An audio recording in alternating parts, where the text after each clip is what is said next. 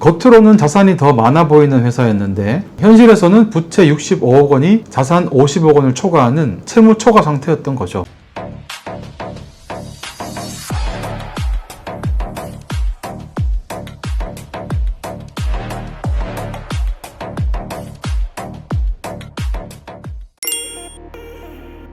네, 대부분 그렇게 보십니다. 법적으로도 사업을 계속하는데 큰 지장 없이 만기 채무를 못 갚는 상황이면 회생을 신청할 수 있는 경우가 있습니다. 또는 파산 원인이 생길 경우가 있어도 가능하고요. 네, 그렇습니다. 숫자가 좋아 보여도 현금 흐름이 막히면 그때부터는 이야기가 달라집니다.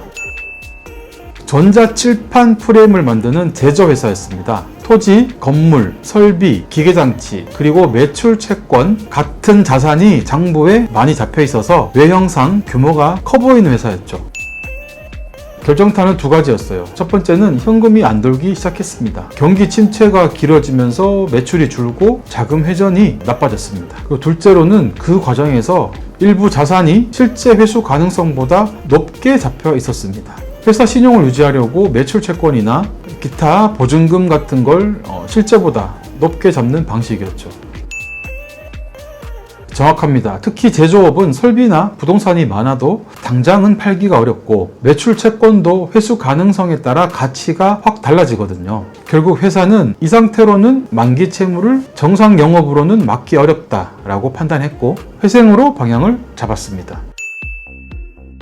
까다롭게 본다라기보다는 확인을 제대로 한다라는 표현이 정확할 것 같습니다. 법원은 필요하면 조사위원을 통해서 채무자의 재산, 부채, 그리고 회생에 이르게 된 경위 같은 걸 조사하게 할 수 있습니다. 조사위원은 채무자회생법 제50조에 따라 법원이 선임하는데요. 회생 절차에서 채무자의 재산 상태나 사업 현황 등을 객관적으로 조사하는 역할을 합니다. 네, 이 사건의 핵심 장면이 바로 이 장면인데요. 대표자가 신문기일에서 솔직하게 상황을 설명했고 법원은 조사위원을 통해 회사의 자산을 회수 가능성 기준으로 다시 평가하게 했습니다.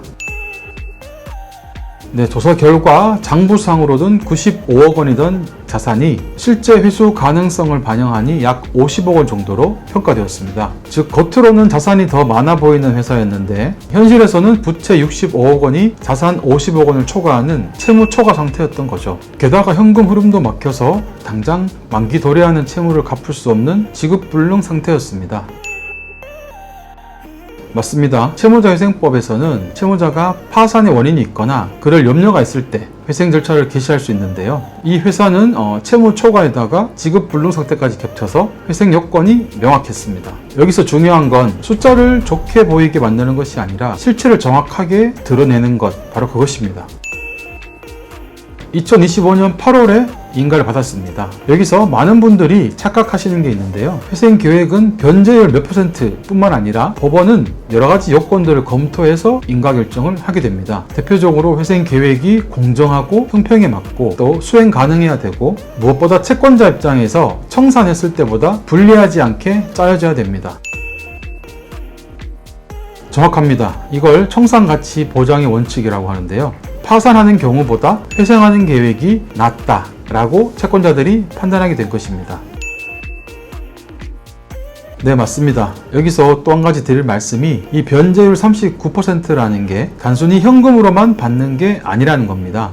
회생 계획을 보면 보통 채권의 일부는 주식으로 전환하는 출자 전환의 방식을 쓰고 나머지는 현금으로 분할 변제하는 구조거든요. 쉽게 설명드리면 예를 들어 1억 원의 채권이 있다고 할 때 일부는 현금으로 10년에 걸쳐 분할 변제받는 거죠. 출자 전환으로 받은 주식은 나중에 그 회사가 잘 운영이 되면 가치가 올라갈 수 있고 또 배당받을 수도 있습니다.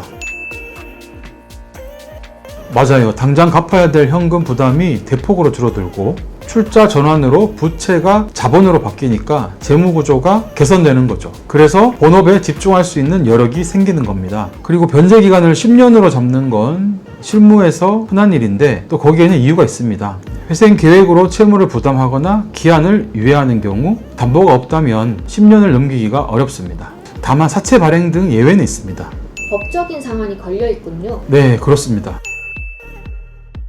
네, 이건 정말 중요합니다. 표현을 이렇게 정리해 볼 수 있는데요. 회생 절차에서 핵심은 법원이 판단할 수 있게 사실을 정확하게 제출하고 조사에도 성실히 협조하는 겁니다. 따라서 신청이 성실하지 않다고 법원이 판단하면 법원은 신청을 기각할 수도 있습니다.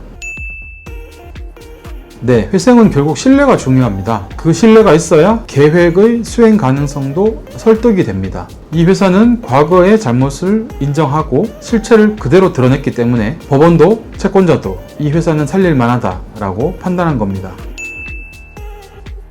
네, 자산이 많아 보여도 만기 채무를 영업에 큰 타격 없이 제때 못 막는다면 그때는 회생이 좋은 선택지가 될 수 있습니다. 중요한 건 좋아 보이는 숫자가 아니라 현실을 기준으로 한 실행 가능한 계획입니다. 그리고 혹시 과거에 불가피하게 장부를 부풀린 적이 있더라도 회생 절차에서만큼은 절대 숨기지 마십시오. 솔직하게 털어놓고 법원 조사에 성실하게 협조하는 게 회생 인가를 받는 가장 확실한 길입니다.